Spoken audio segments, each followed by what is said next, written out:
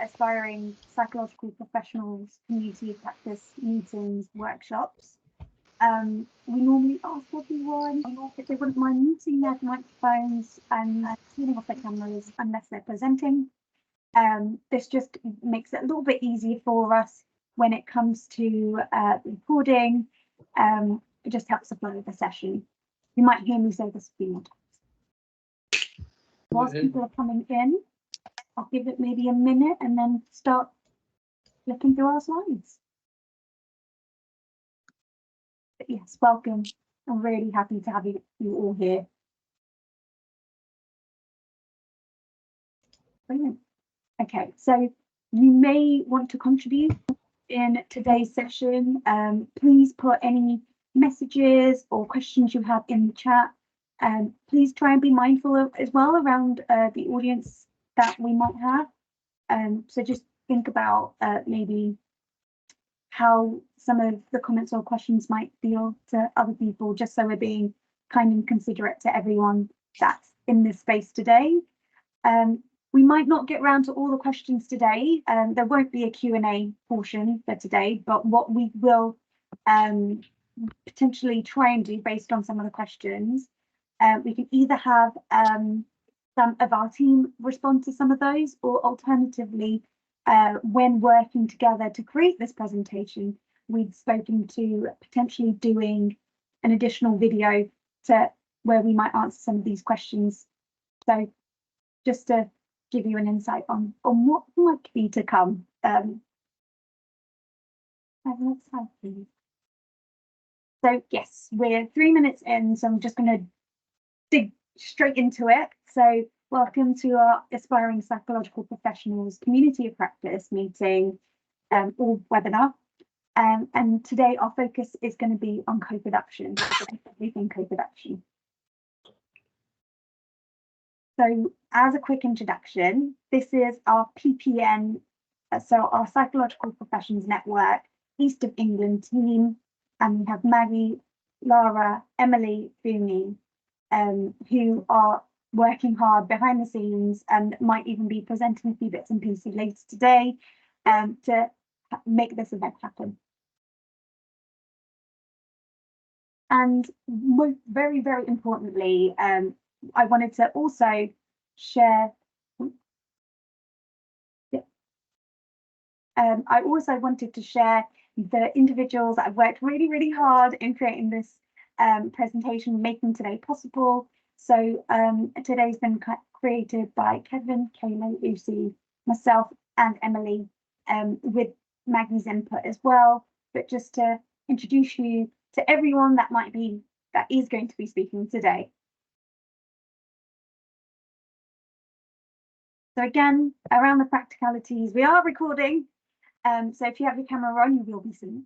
But as we always ask, please have your cameras off, just makes things a lot easier. Mute your microphone, again, makes it easier for us to present. We want it to be a safe space where possible as well. So be considerate of people in this virtual space. Any questions or comments you might post, be mindful of those. And yeah, I'm just really hoping that you're going to enjoy this presentation as much as we did pulling it together. So a little bit of an agenda for today. I've already started doing a little bit of the introduction, but we're going to go on to a quick poll, get you involved. We're going to be going through co-production information and principles, how you might co-produce in your roles, in both an individual way and a strategic way, and what co-production isn't. We might answer a few of our ending key messages, and then we'll finally leave it on to our feedback forms and introducing our next aspiring event. So this presentation, in the spirit of co-production, these slides and the presentation has been attempted to be co-produced. And that's where our lovely experts by experience, Kayla, Lucy and Kevin, along with Emily as our assistant psychologist and Maggie, our chair for the PPN, have all kind of come together, added input, and we've tried to work equally with one another. I think we've done a really nice job, hopefully, and hopefully you feel the same way too. I can definitely say from my perspective, I've really enjoyed coming together with everyone, and I hope this translates in the presentation that you'll see today.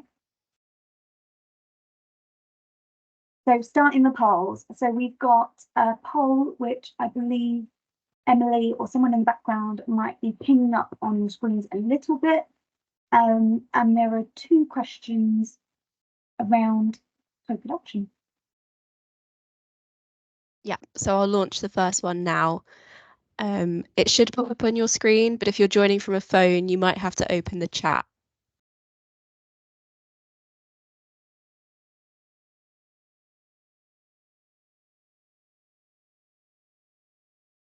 So the first question is, how confident are you that you understand what co-production is?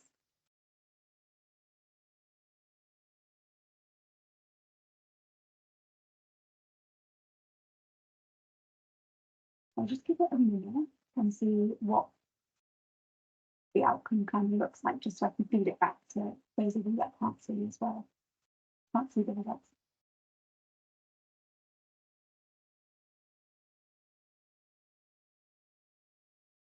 I'll close the poll now and then it should bring the results up.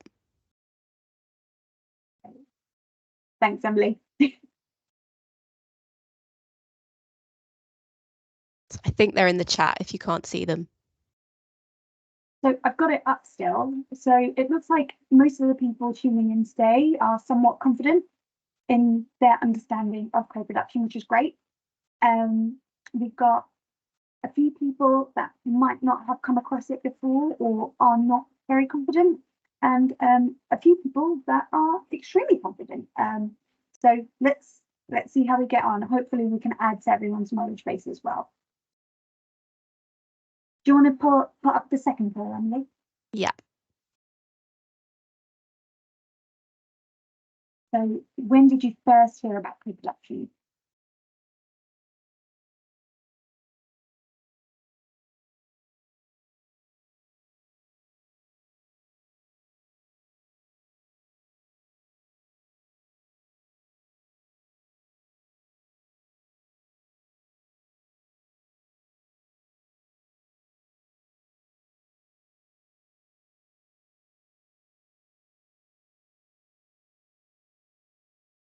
Really interesting. That's quite nice to see, actually. So it looks like from the results that I can see, most people have either heard about co-production first from their employer or by signing on to this event. So that's really nice. Actually, and yeah, really nice to see that we can engage everyone in something new and hopefully educational. Okay. So I wonder if you want to go into the next one. Perfect. Co-production, the clinical definition. Co-production refers to a way of working where service providers and users work together to reach a collective outcome. The approach is value-driven and built on the principle that those who are affected by a service are best placed to help design it. But this isn't the only way co-production can be understood.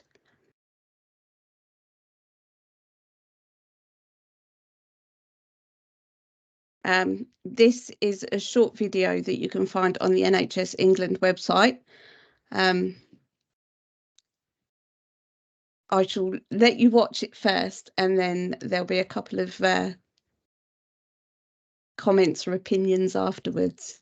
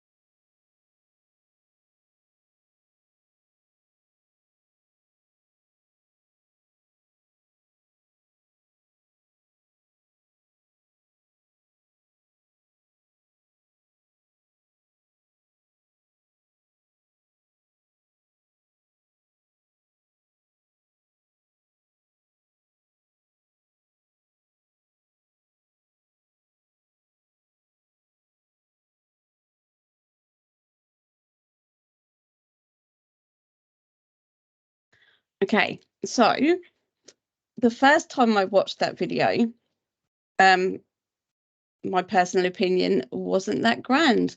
I thought there were a lot of words and it didn't really explain what I understood as co-production. It didn't help that I'd never heard of Johari's window or the ladder of inference. But there were a few little things that I did like. I enjoyed the beginning right up until the storm. And then sort of got lost in the middle, and then I liked the end, especially where they said about looking through a shared lens. So yeah, that was my experiences of that short video, and I think Kevin might have something to say. Well, thanks, Kayla. It's very similar to yours. That when I first saw it, we're often in a rush, aren't we? And we get through it, and things don't quite land the way they're supposed to do. And when I saw the two models, I thought, here we go again, more corporate speak, really. But again, like you, when you get time to listen to it and go through it, you can start to see the connections that are relevant to the way I look at co-production. Thank you. Yeah, and I'd say quite similarly, when I first started learning about co-production, some of those tools were really important in kind of shaping my understanding of how I might work with people. But I also appreciate that, like, you know, if it's not part of your training, it's also, the language can be a bit tricky and some of the concepts can be quite harder to access, but it's been nice to discuss it together.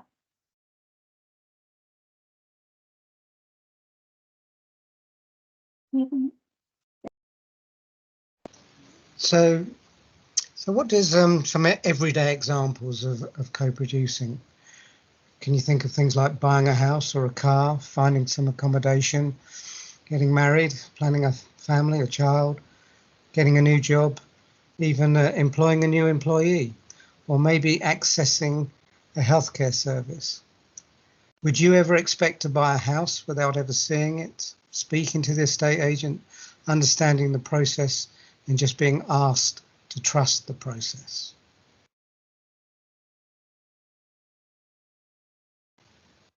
Next slide. So why should an aspiring psychological professional care about co-production? Well, co-production is recognised by the NHS as an essential approach to improve quality of experiences for service users and carers, and for staff as well. It also acknowledges that lived experience of the people who use services and require those services, what their experience is, and does it create and provide what they need. It gives a ground for discussion and decisions to reality of people's needs. So it grounds them in this so that people's needs are at the forefront of what's going on. And it highlights the challenges people might encounter when they try to access services or understand a treatment or whatever else is involved in getting the best from an intervention. It also creates a collaborative and equal space for sharing diverse perspectives, some of which may be obvious and some may be more invisible. And it also it does the needs are more likely to be met by using co-production where all the stakeholders are involved. So many of you are at the early stages of your career. It's vital to get into good habits and build on core ideas from now. And that's why today we're looking at co-production, because it is going to be a core part to the way of working for health and social care professionals. So what else does it do? It helps us to do caring better. Thank you.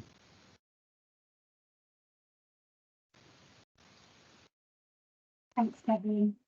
So yeah, whilst creating this presentation together, we all we'd have meetings and we'd think about what felt important for us as individuals when co-producing, and we pulled some of these ideas together to think about where we were pulled about working in a co-produced way. And I think we've actually created something really nice. In the middle are ideas that resonated with all of us. But yeah, it just goes to show that everyone can have a slightly different view and experience of co-production, but ultimately, you know, in the end, if you can find the elements in the middle that you can all share, you can create something quite meaningful.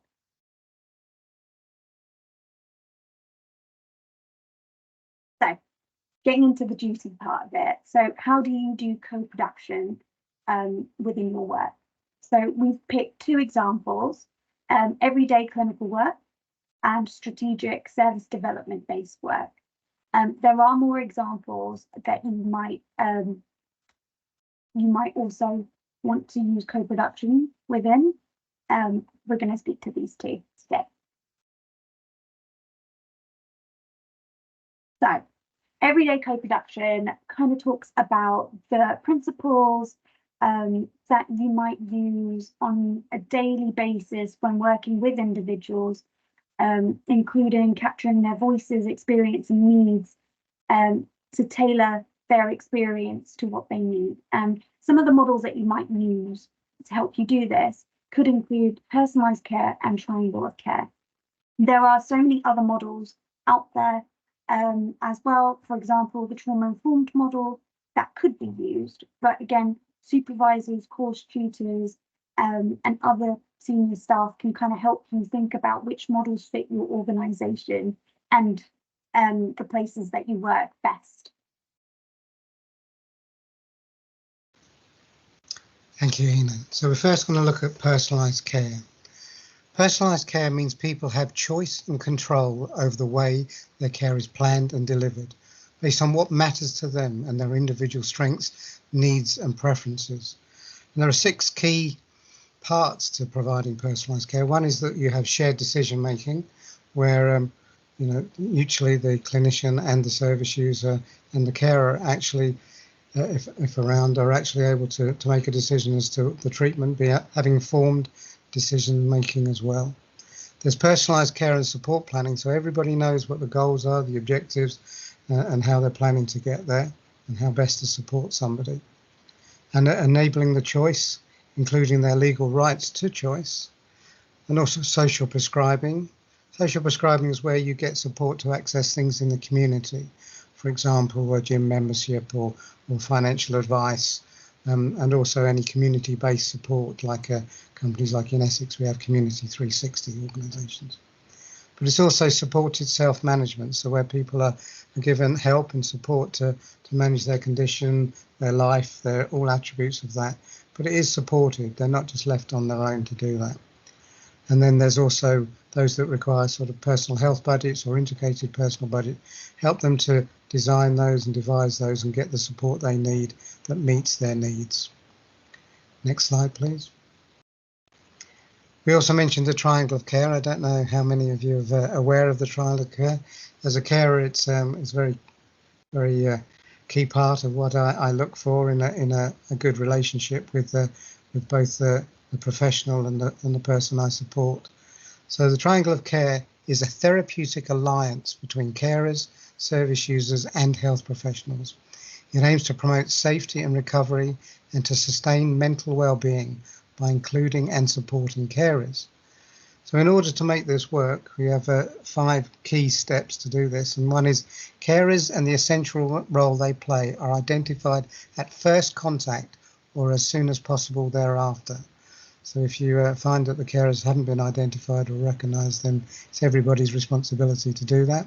2, staff are carer aware and trained in care engagement strategies, understanding how to involve carers in the decision making and in the support and the care and support planning.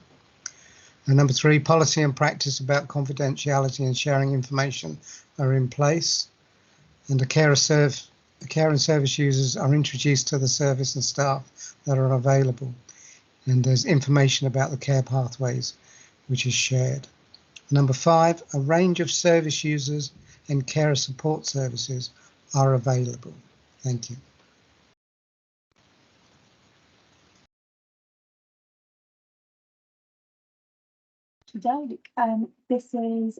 This little bit is going to be presented by Lucy.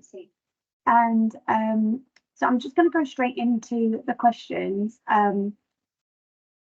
So Lucy is going to give us a bit of an example actually around a piece of co-production work that she's involved in currently.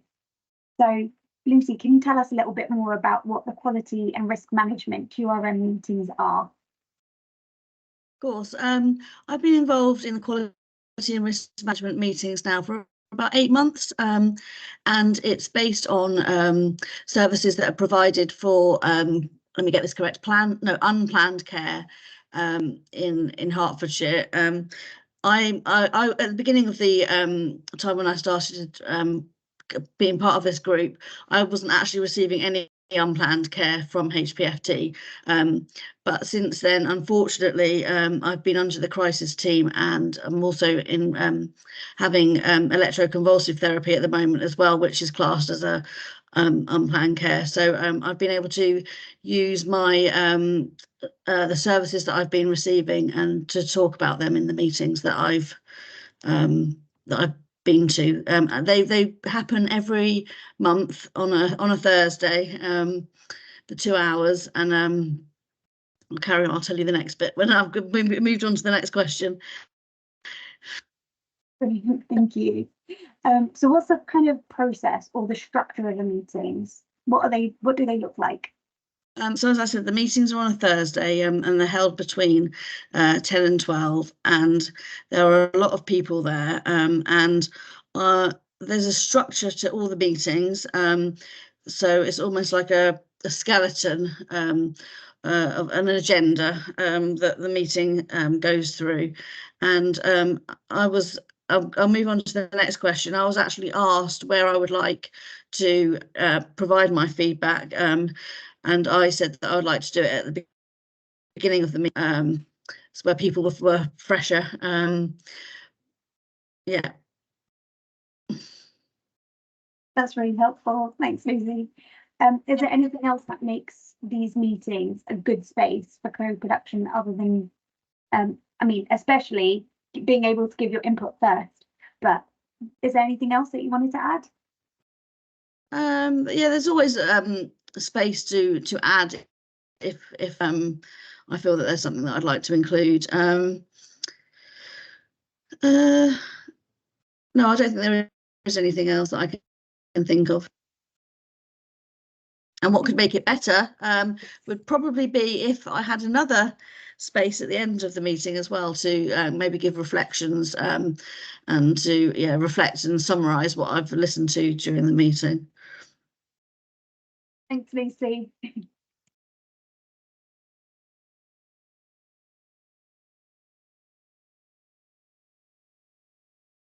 So we've been looking at what it means in one's day-to-day, everyday examples, and as a clinician as well.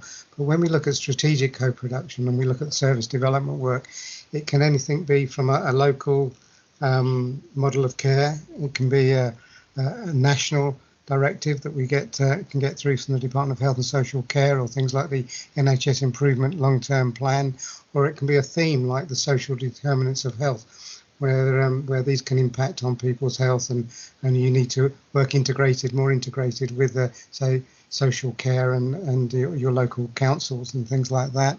There's also guidelines, and the NICE, the National Institute for Health and Care Excellence, co-produce their guidelines and have service users and carers as well as clinicians and service providers together, and they have a very strong process of making that happen. And there's also the NHS Assembly, which again has service users and service providers and carers working together to look at the things that are being done on a more wider scale to make sure that as many people as possible receive good quality of care. And there's also a program whereby there's service users and carers and what have become experts by experience, we call them as well, or NHS peer leaders, where they actually are trained in it's a 3-step program to actually put into some of these areas, like we've said, where they receive webinars and presentations and give feedback onto some of the ideas that are coming coming through from internationally, basically. So there's lots of places where this co-production can be used at a development level. Thank you. So this is the NHS co-production values and behaviours, and they've shown it as a sort of it's not a 5-step journey, but it's 5 key parts that need to be in place in order to support effective co-production. You've got things like ownership, understanding and support of co-production by all. So this means buy-in we used to say, but we're moving towards ownership, so that everybody is keen and ready and wants to see this co-production work.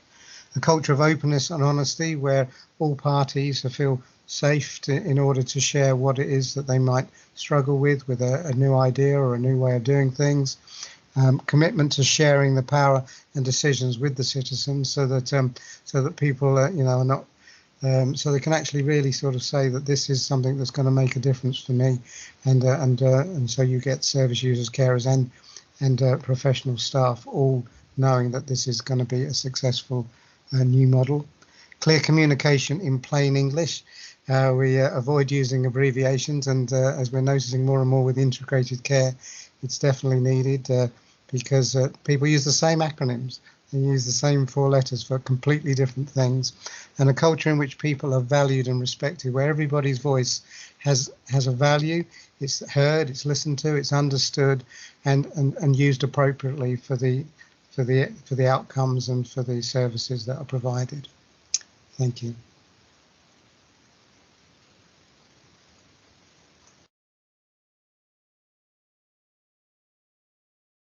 So this is a project that I was lucky enough to be a part of as a member of the Service Development Collaborative within the trust in my area. We were awarded £1,000 in charitable funds to make amendments in accordance with trauma-informed principles to 2 community mental health service waiting rooms in Essex. The group had 14 meetings, 11 over Microsoft Teams, and 3 visits to the chosen locations. The attendance of each virtual meeting was 8 service users, experts by experience, or whatever you want to call us, and members of staff from the Service User Network and Patient Experience team. The meetings were held as aside to the monthly Service Development Collaborative meetings, where the rest of the wider group of 27 members could attend and offer their feedback. So on the left-hand side of your screens, you will see some pictures of a waiting room that looks pretty drab, boring, not a very nice place to sit while you're waiting to have an appointment. So our job was to go in and decide what we could do within that budget and the time that we were given to make that better. Can I have the next slide, please? Thank you. So here in the middle, you can see the budget breakdown, and we actually came in under budget, which was absolutely fantastic. The project showed that transferability of the small scope changes to waiting rooms can easily be made on a low budget to be more in line with trauma-informed care principles and enhance the experience for service users and staff alike. While there were challenges in the implementation, this project was a successful pilot scheme for further changes to be rolled out across Essex and in other areas. There's also transferable learning in other areas such as schools, home environments, and safe or calm sensory spaces for learning disability and neurodiversity groups.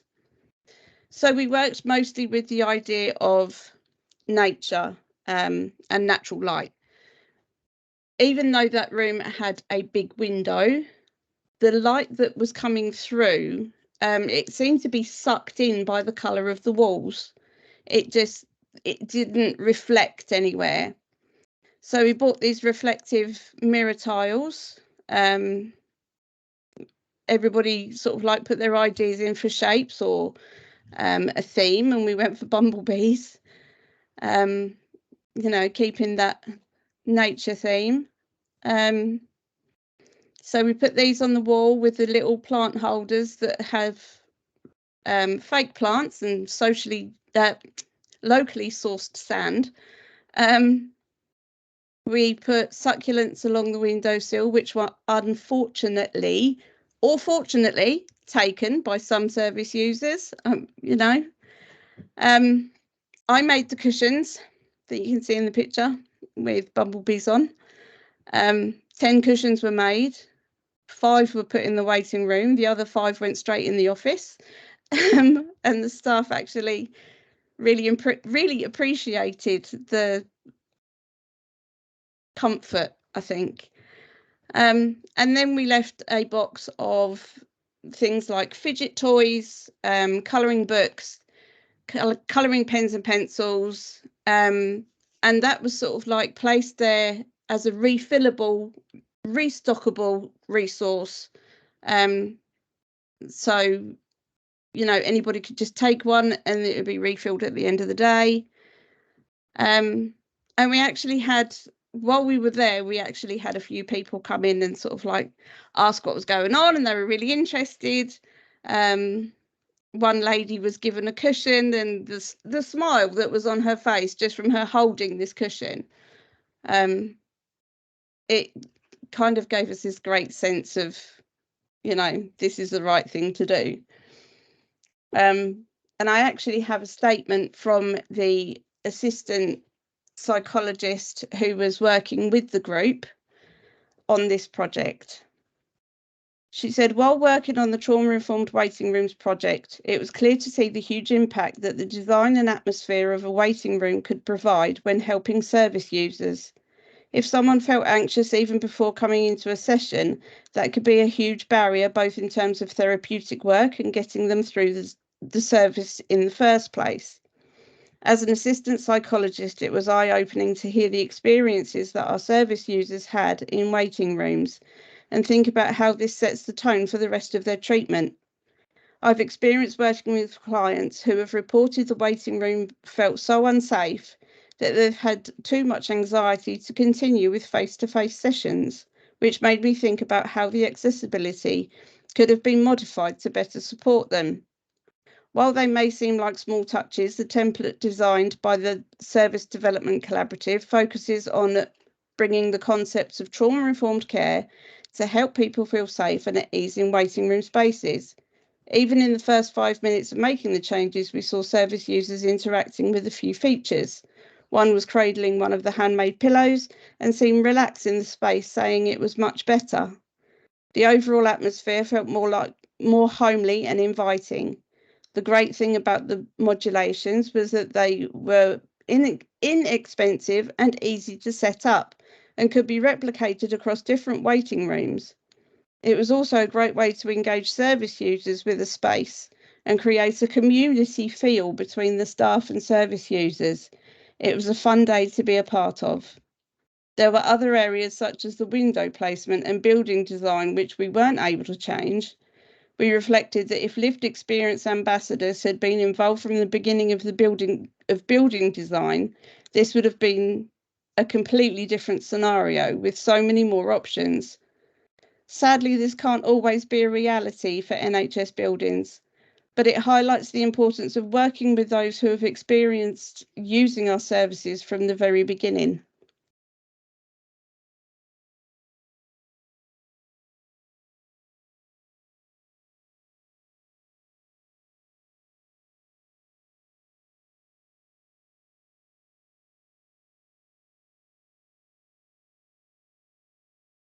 Kevin, are you asking questions? Yes, it looks like it. Yes, I remember now. Thank you. Kayla, you said so much. It was so fantastic. And so what was the process of co-production and what did the meetings look like? So how did you all get together? I spoke a little about this with the first slide that I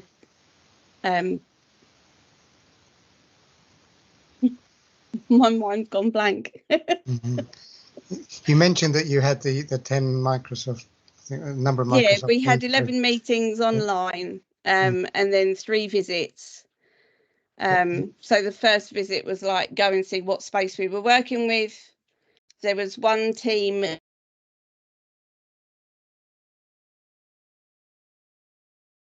Oh dear, she's frozen, I believe.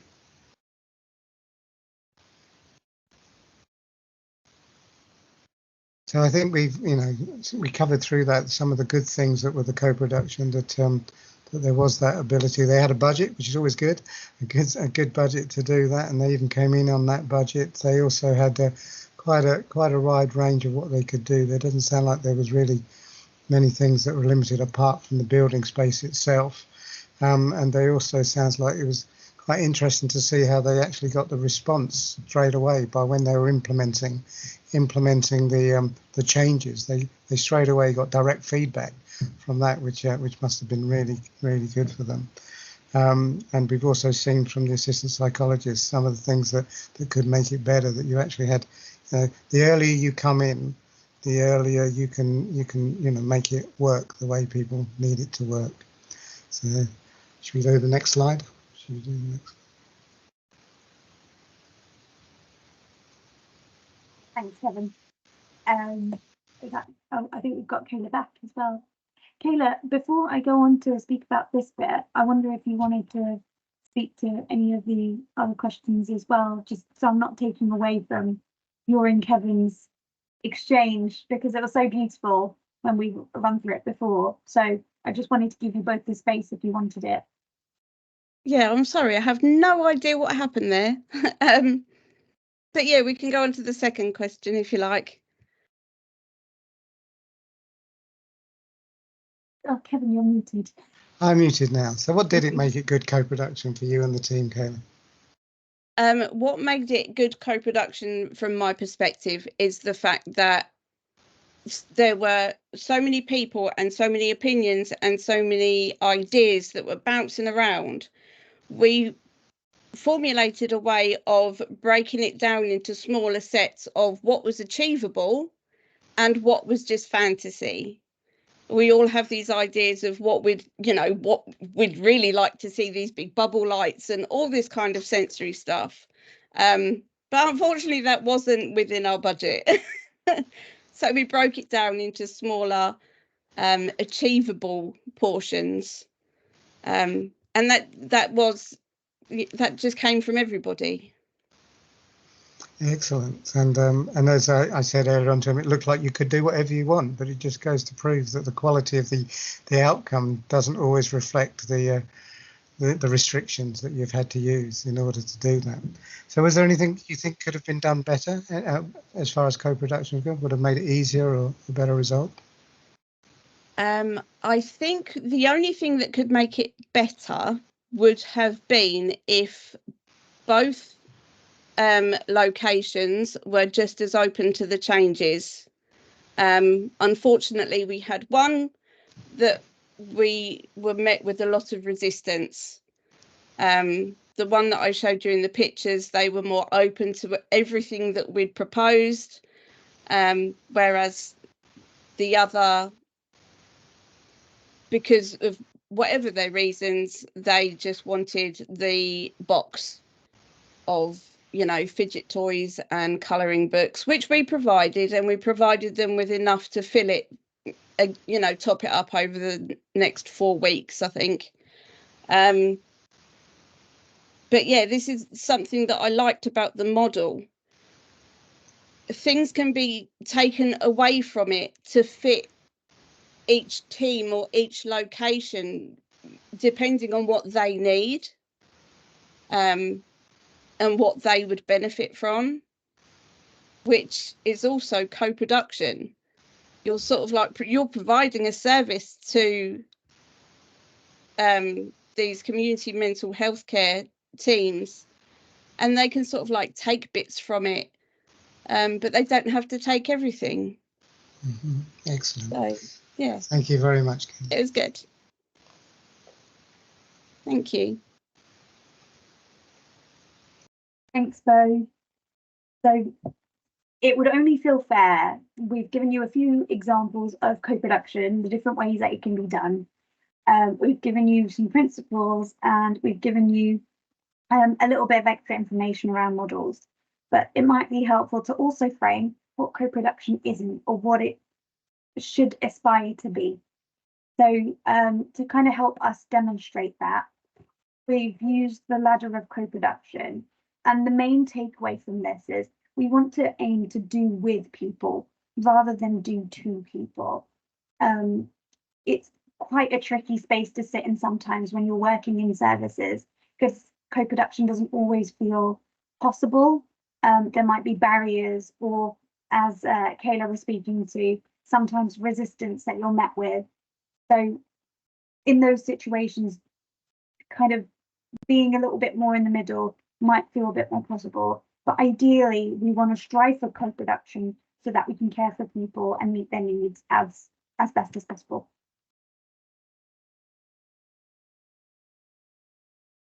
So other things to consider, because as a group of aspiring psychological professionals, this is something that you'll probably get involved with. So some of the elements that might interact for you internally, externally, whilst facilitating these spaces, we've kind of popped down randomly. So things to hold in mind might be things like, you might need to think about the balance of power in the room. You might be in a position of power, sometimes you as a clinician. It sometimes might be other people in the room. Thinking about, actually, you want to facilitate a space where equal decisions and equal experiences can be shared. There's also that thing that we've spoken to around demands of the services versus your desire to co-produce, that might interact and might even create moral injury within you. There's lots of perspectives to hold in mind and loads of elements. The people that are working with you are people, so they might have experiences in their daily lives that they might bring in with you into the space. So how do you care for them in a really considerate way as well? One of the most important things is having mutually agreed responsibilities and expectations as well, and bearing in mind that experts by experience have amazing knowledge and experience around their experiences that they can share to shape services, but to be mindful as well that based on individuals' experiences, they're quite unique to that individual. So you might sometimes miss experiences of wider cohorts that might have some differences. So one of the things to kind of think about, or a model to kind of draw yourself to when thinking about who might be in the space, might be thinking about the individuals that aren't in the space as well. And you can use the social graces model to help you think about privilege in certain areas as well.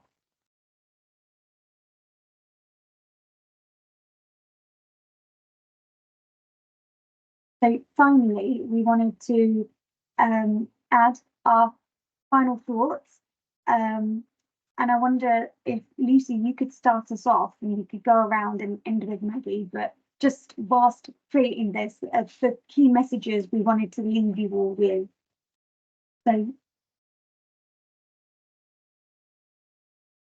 over to you, Lucy. Sorry. Can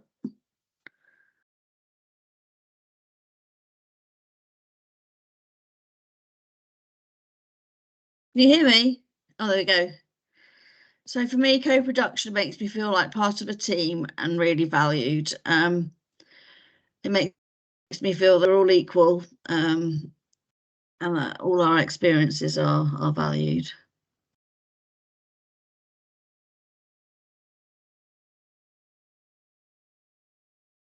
Lucy. Kayla, do you want to come in? Yep. For me, my final thought was co-production makes me feel like my voice, my experiences and my opinions are valued. And that's something that's been quite important to me through my recovery journey. Just because I wasn't really given that as a child. So that's what co-production makes me feel. Thank you. Shall I go next? Yes, please. Yeah, my one is co-production is a way of life, and I see how co-production benefits me in family, in community, in workplace, as an expert by experience, and getting involved in that. And as I said, you either choose to involve everybody in what you're doing or you don't. And I find it so much more enjoyable when you can actually work on things with other people. Thank you. Emily, I know, just to give you an option of kind of coming in and sharing any key messages or any thoughts, you're more than welcome to also put it in the comments, but I would feel so unfair if I didn't at least offer you the chance to kind of add any of your key messages as well, or a final thought. Yeah, yeah, I think that co-production, as I've been working even just on this project, has really helped me to see the value and the importance of getting experiences from people that use services. Because if we want to work in a person-centered way, then, it's kind of the most appropriate thing to do. So yeah, just, as all our experts by experience have said, I completely agree that co-production is something that we should, strive to do if it helps them to feel valued, but also helps us to improve in our work as well. Thanks, Emily. And thanks for coming in. So in terms of my final thoughts, whilst doing and pulling everything together, I think one of my key reflections I was having was that co-production happens not only in the space when you're building together, but also outside of the room as well, because you all go away from that space and you're reflecting on working together, your experiences. And actually, I felt really grateful because there were times when I guess my professional responsibilities kind of pushed on me, and I was able to get support from the rest of the individuals that are here kind of presenting with us and that have shared with us today. And that felt really valuable, and it made it feel a little bit more even, a little bit more shared caring as well. So yeah, it's definitely good to use that reflective space, and it does help you grow, I think, personally, as a clinician, even more than you would think it does. Yeah, finally, Maggie, would you like to come in now too? Thank you, Hina. Thank you, everybody. So I guess a key message for me is that genuine co-production really improves the quality of care, and it makes sure that services are relevant and that treatment is meaningful. And I would say to all of you who are attending this meeting today, really actively seek out opportunities to co-produce and develop your skills in co-production. Now, whenever you have an opportunity as you go through your career, really try to build it into the way that you work. Thank you. If we could have the next slide, please. Here are some references and resources for you to have a look at. We will share the slides after the meeting and the recording will be available to you, so do have a look at them.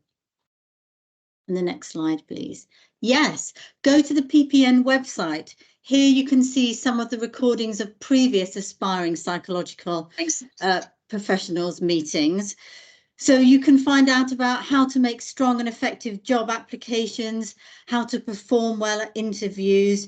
You can find out about other career choices, so about the clinical associate in psychology job role and the wellbeing practitioner roles. Do have a look at the various different events recorded there. Thank you. We're going to post a link to the survey for you to complete in the chat. It's really helpful for us if you can complete it. We always pay attention to the feedback that we get. So if you enjoyed this meeting, if you want us to do something differently, please complete the feedback. Let us know. We will pay attention to it. Also, you can tell us about things you might want to see in future Aspiring Psychological Professionals events.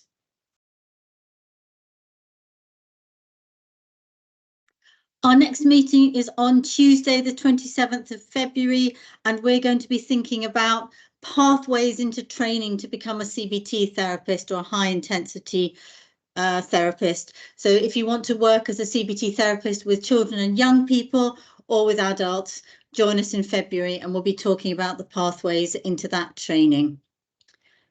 And you can sign up via Eventbrite.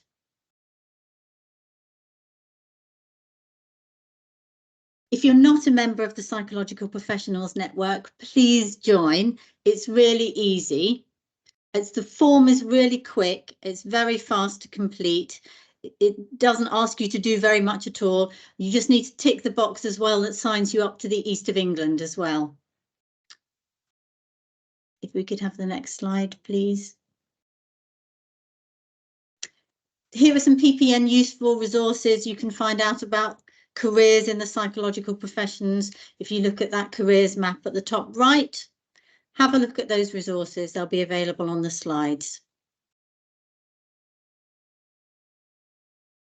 Do we have any more slides or is that the end? That's it. Fantastic.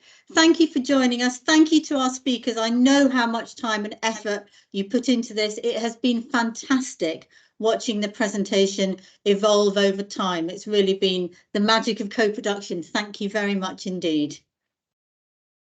I'd like to echo that. Thank you so much, especially to Taylor, Kevin, Lucy, Emily, for all the time you put in the background, all the hard work that Laura and me have been doing in the background as well. And of course, Maggie, wishing everyone a lovely evening. And if you have any extra thoughts, please pop them down in the comments.